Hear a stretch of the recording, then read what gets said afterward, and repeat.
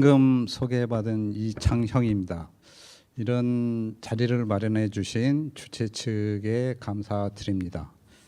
오늘 주제는 클리니컬 이밸류에이션 그리고 클리니컬 에비던스에 대해서 설명드리겠습니다.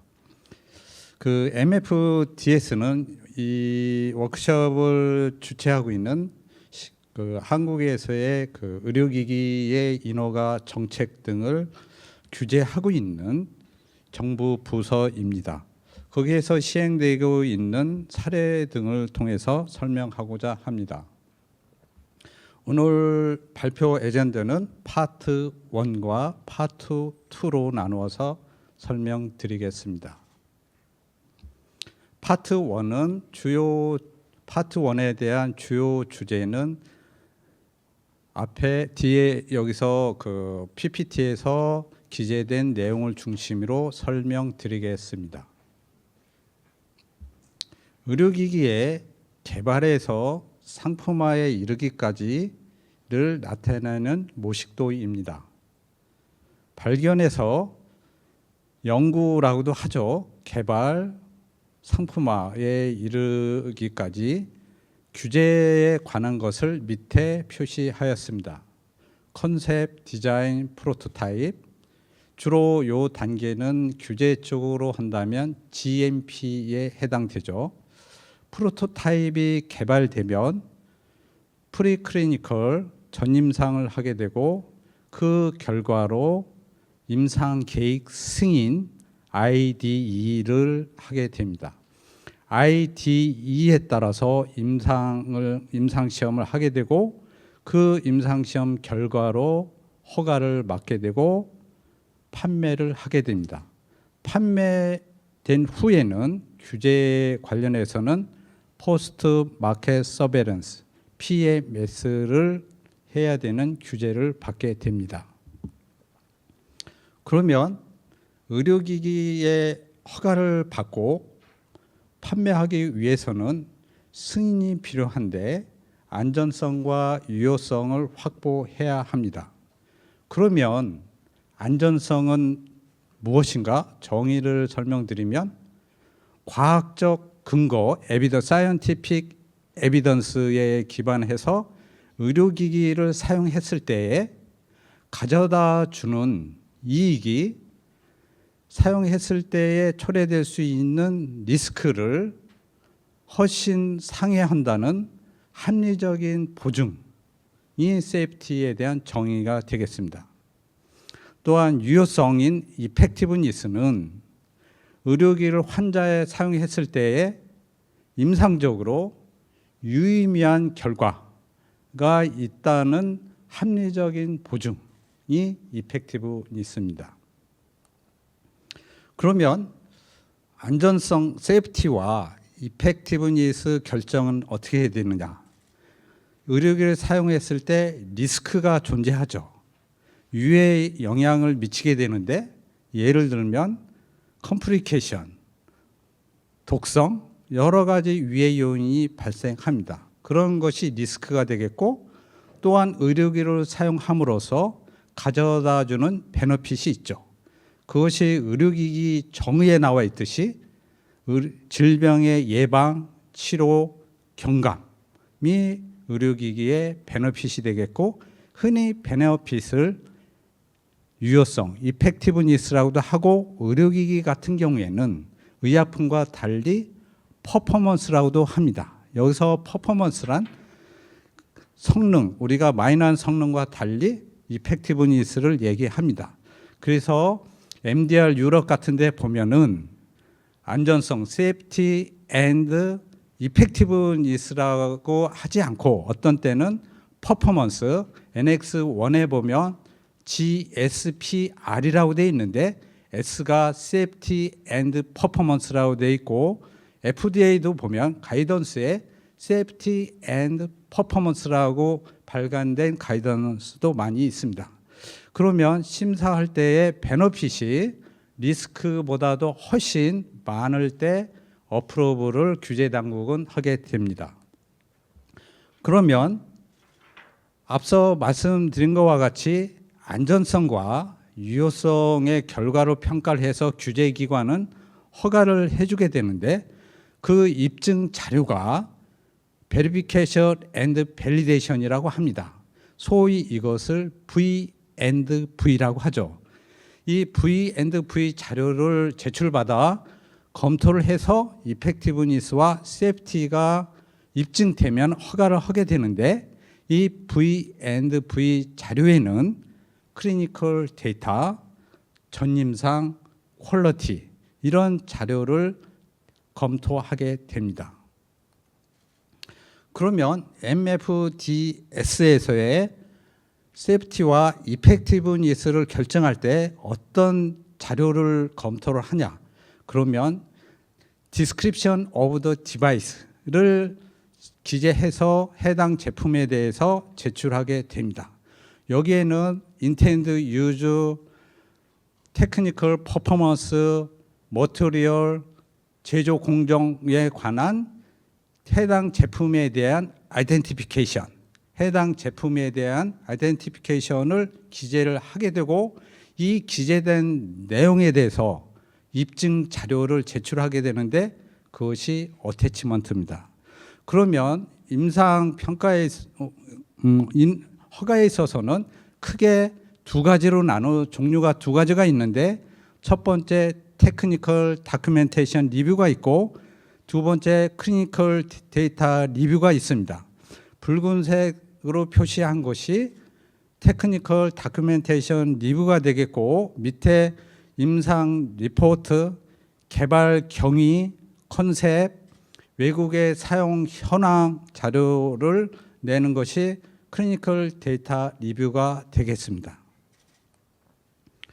그러면 앞서 말씀드린 것과 같이 기술 문서만 받고 허가를 내는 것이 있는가, 내는 제품이 있는가 하면 테크니컬 다큐멘트와 클리니컬 데이터 두 가지 다 제출해서 허가 나는 경우가 있습니다.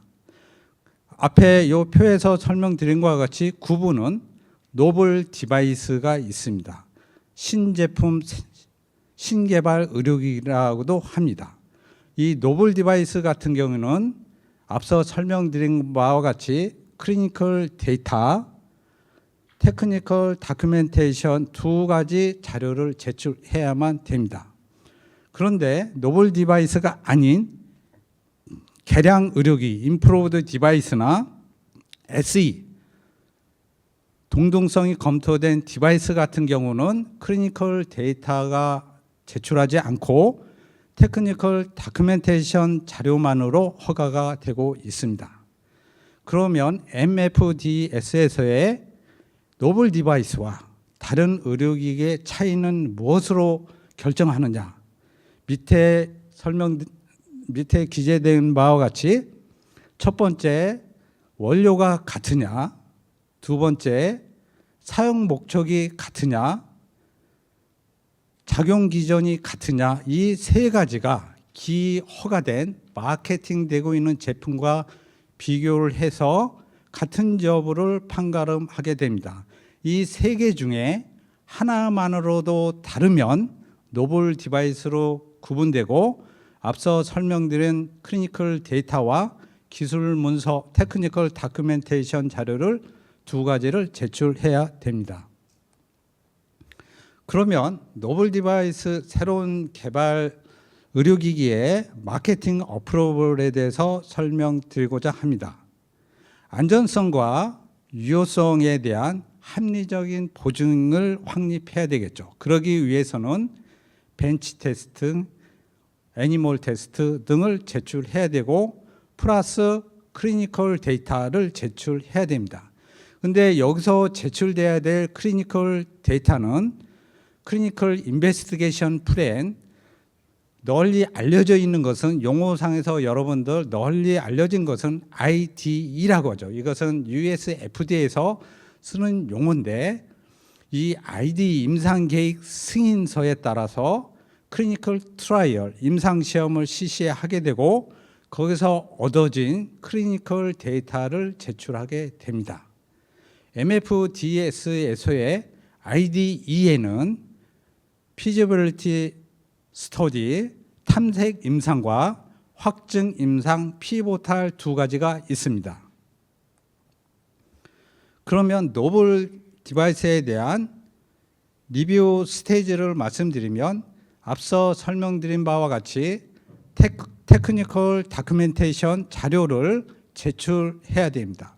거기에는 앞서 말씀드린 바와 같이 디바이스 디자인 등 관련 자료를 첨부해서 IDE의 승인을 위해서 제출해야 됩니다. 이 제출된 것은 클리니컬 트라이얼을 위한 승인입니다. 이 승인서에 따라서 임상을 실시한 후에 그 자료를 모아서 어프로벌, 허가를 받게 됩니다. 허가를 받은 후에는 PMS, 포스트 마켓 서베이런스에 해당되는 규제를 받게 됩니다. 그러면 임상 자료를 내야 되는데 클리니컬 스터디에 대한 분류를 설명드리고자 합니다. 클리니컬 스터디에는 클리니컬 트라이얼, CT와 관찰 임상, 오브저베이션 스터디, OS 두 가지로 구성됩니다. OS는 IRB 승인만 받은 다음에 클리니컬 스터디를 시작하면 됩니다. 이따 파트 2에서 설명드릴 에비던스 RWE, RWD 적용되는 대상이 이 관찰 임상입니다. 그러면 클리니컬 트라이얼 CT에는 크게 두 가지로 나눌 수가 있습니다. 스폰서가 있느냐 없느냐, 스폰서가 있으면 마케팅 어프로벌용이고 없는 경우에는 연구용 임상이 되겠습니다.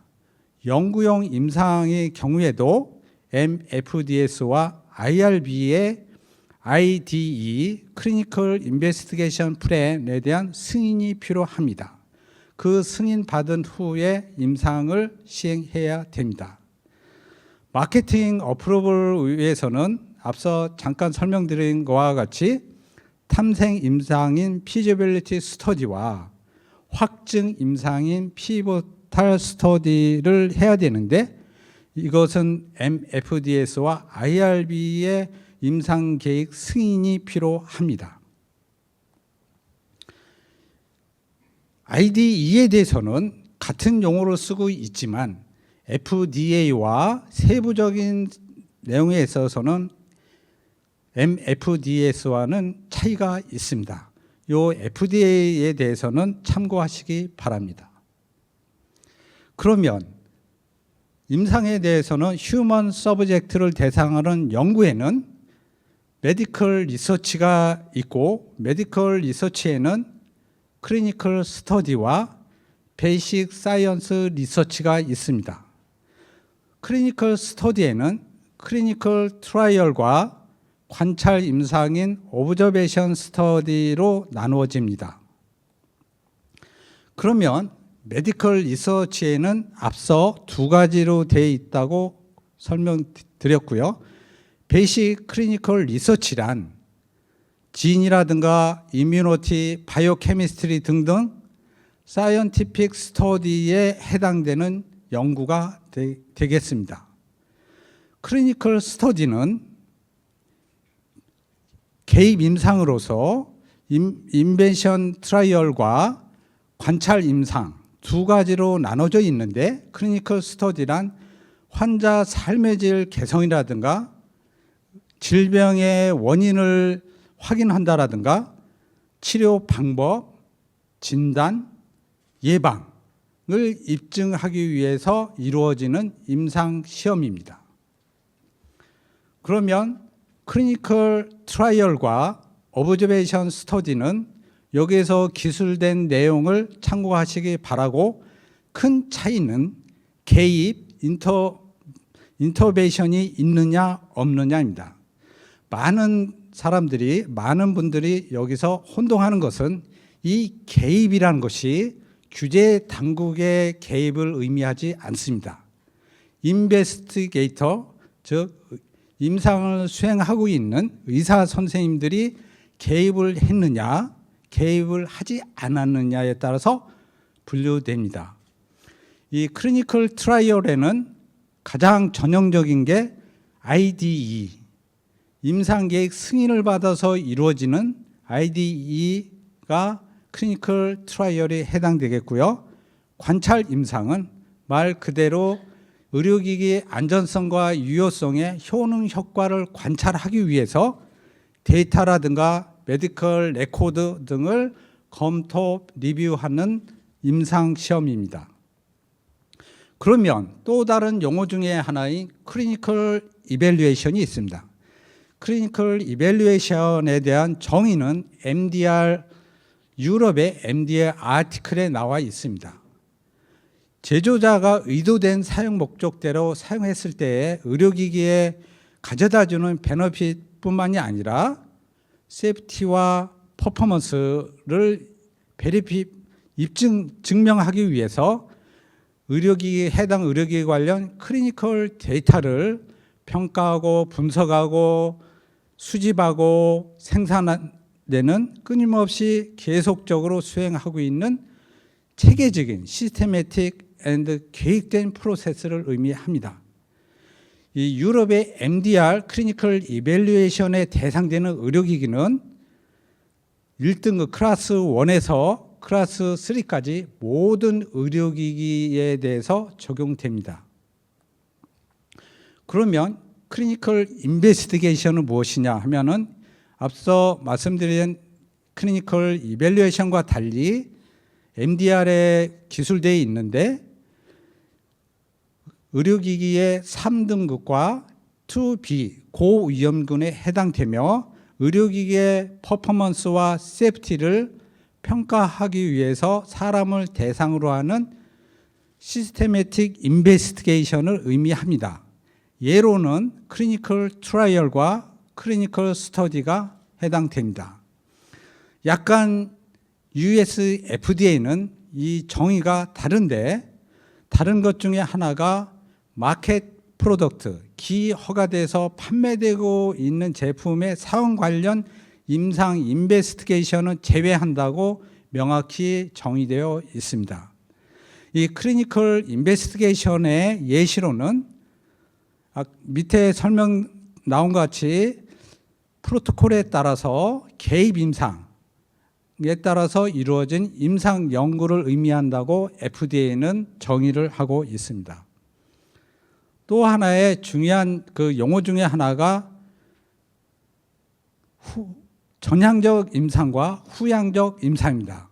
요거에 대한 용어는 RWE 등에 대해서 잘 기술되어 있기 때문에 이 정의를 명확하게 알아야 됩니다. 전향적 임상은 임상 시점 후에 얻어진 데이터를 분석하고 안전성과 유효성을 평가하는 임상 연구고 밑에 예시를 든 것과 같이 규제기관의 승인을 받아서 이루어지는 확증 임상 등이 예시가 되겠습니다. 후향적 임상은 임상 시험 전에 생성된 데이터를 분석해서 히스토리컬 데이터로부터 의료기기의 안전성과 유효성 관련 평가를 하고 수집하는 연구를 후향적 임상 연구라고 합니다. 이것은 앞서 여러 가지 설명드린 용어를 어떻게 분류해 하느냐를 디시전 트리로 제가 제시를 했는데 참고하시기 바랍니다. 그러면 MFDS에서의 IDE, Clinical Investigation Plan에 대해서 간단히 설명드리겠습니다. 크게 두 가지로 나눌 수 있는데 IDE가 MFDS의 승인이 필요한 거와 승인이 필요 없는 경우가 두 가지로 나누고 있는데 승인이 필요한 것도 두 가지로 또한 나눠집니다. 마케팅 어프로벌용에는 탐색 임상과 확증 임상 두 가지가 있고 넌 마케팅 어프로벌용으로는 연구용 임상이 있습니다. 이 두 가지 차이는 앞서 설명드린 바와 같이 스폰서가 있느냐 없느냐입니다. Non-Approvable MFDS에 허가가 승인이 필요 없는 임상 계획 승인에는 관찰 임상이 있습니다. 그러면 탐색 임상에 대해서 설명드리면, 탐색 임상은 말 그대로 기본적인 의문사항에 대해서 안전성, 유효성 관련에 대해서 임상을 시험하는 연구입니다. 즉 확증 임상, 피보탈 스터디에 앞서서 기본적인 안전성과 유효성을 탐색하기 위해서 하는 시험입니다. 따라서 평가 변수인 엔드포인트와 샘플 사이즈가 통계적으로 유의성을 꼭 요구되지 않을 경우도 있습니다. 따라서 MFDS에서는 기본적인 의료기기의 기초적인 안전성과 유효성을 평가하기 위해서 확증 임상인 피보탈 스터디에 앞서 탐색 임상을 하도록 요구하는 경우가 많이 있습니다. 환자 예수는 10 내지 40명 정도로 하는데 더 많은 경우도 있습니다. 그러면 확증 임상인 피보탈 스터디 IDE에 대해서 설명드리면, 말 그대로 판매용이기 때문에 해당 의료기기의 안전성과 유효성에 대한 합리적인 보증을 입증할 수 있도록 설계되어야 합니다. 당연히 엔드포인트와 샘플 사이즈는 통계적으로 유효성을 가져야 합니다.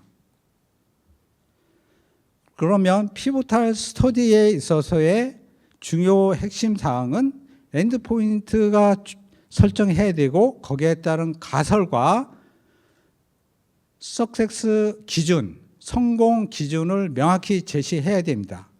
기본적인 트라이얼 디자인은 컨트롤군이 있어야 되고, 랜덤화해야 되고, 블라인드 돼야 됩니다. 그런데 의약품과 달리 의료기기에 있어서는 이 세 가지가 적합하지 않은 경우가 종종 발생합니다. 그럴 때는 왜 그런지 해당되지 않는지를 설명해 주어야 합니다. 프라이머리 엔드포인트에 대해서는 참고하시기 바랍니다. 그러면 세컨더리 엔드포인트를 굳이 제가 설명드린 이유는, 많이 제가 컨설팅 업무를 하면서 혼동하는 경우가 있어서 설명드리고자 합니다.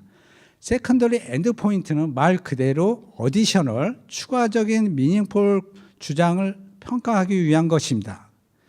이것은 프라이머리 엔드포인트가 성공했을 때 의미가 있는 것입니다.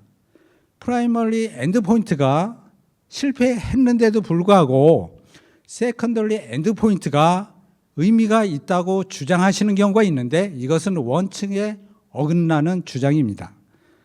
세컨더리 엔드포인트는 디바이스의 메커니즘이라든가 의료기기 사용 효과에 있어서의 추가적인 부가적인 인사이트를 얻고자 하는 시험입니다. 파트 2로 리얼월드 에비던스에 대해서 설명드리겠습니다. 임상 연구에 있어서 RWD, RWE에 많이 사용되고 있습니다. 이 개입 임상에 대해서는 이 RWD에 대해서 비교적 사용되는 양이 그렇게 많지는 않습니다만, 특히 관찰 임상에 있어서는 RWD에 대한 의존성이 증가하고 많이 있습니다. 그러면 RWE와 RWD에 대한 정의에 대해서 설명드리겠습니다. FDA와 MFDS의 차이는 없는데, 가장 큰 차이가 무엇이냐면, MFDS에서는 중재적 개입 임상이 아닌 연구, 즉 관찰 임상에만 해당된다고 기술되어 있습니다. 즉 클리니컬 트라이얼을 통해서 얻어진 데이터는 제외한다고 정의에 나와 있습니다. RWE에 대한 정의는 FDA와 동일합니다. 그러면 이 RWD와 RWE의 사용에 관해서 설명드리겠습니다. 개발 단계뿐만 아니라 시판 후 안전관리에 이르기까지 모든 단계에서 매우 파워풀한 툴이 되고 있습니다.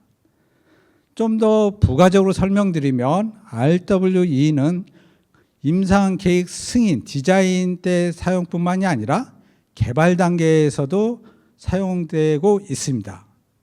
또한 가장 중요한 기재기관, MFDS나 FDA 같은 규제기관에서 이런 RWD와 RWE를 인정해줘야 되는 것이죠.